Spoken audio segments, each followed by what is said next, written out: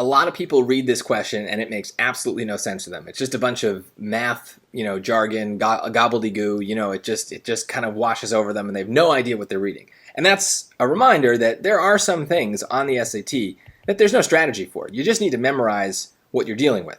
And so this is kind of a vocab question, kind of a formula. We need to know what a factor is. And we all do. I know that we know it, but we don't think of the word when we do it. But anytime we have like a quadratic equation, right, like x squared minus 7x plus 12, we know what to do with that, right? Like we might forget why we're doing it, but we know, oh, that's that thing where I gotta like get these parentheses. This is factoring. This is turning something into smaller pieces that are being multiplied together. So we'd say, oh, okay, it needs to add to negative 7 and multiply to 12, so that's going to be negative 4 and negative 3. So we know that process, hopefully. You need to know that for the SAT. Now, we don't know if this is a quadratic equation. They never tell us that. It's a polynomial, so I guess it could be, but it could also be much, much bigger. The point, though, is that the process has not changed. The reason we do this for quadratic equations is the same reason we would think about factors for longer, more complicated polynomial questions.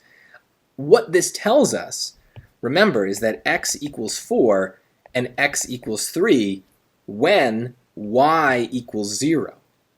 So these are very special points. On a graph, a quadratic, right, is going to have these points that we're trying to find by factoring. And what are those points called very generally? Those are x-intercepts. Sometimes called the roots, sometimes called the zeros, sometimes called the solutions. But they're important points. They help us kind of geographically understand a quadratic equation. But they also help for the same reason when things are more complicated and there's more curves and twists in a thing. Those points where it crosses the x-axis are really helpful for us. So that is what you need to memorize, that factors are intimately connected to the concept of an x-intercept. They're linked.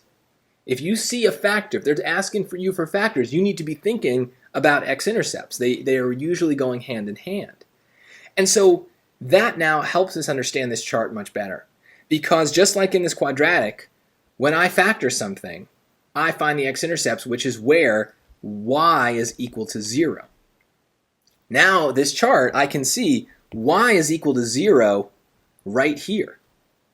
Now, I know it's not y, it says f of x, but remember that that's just function notation. That's another way of expressing the idea of y, okay? It's the point up and down. So this point is the x-intercept. But notice there's a disconnect between the x-intercept, which in this case would have been 3 and 4, and the factors that got us those x-intercepts, right?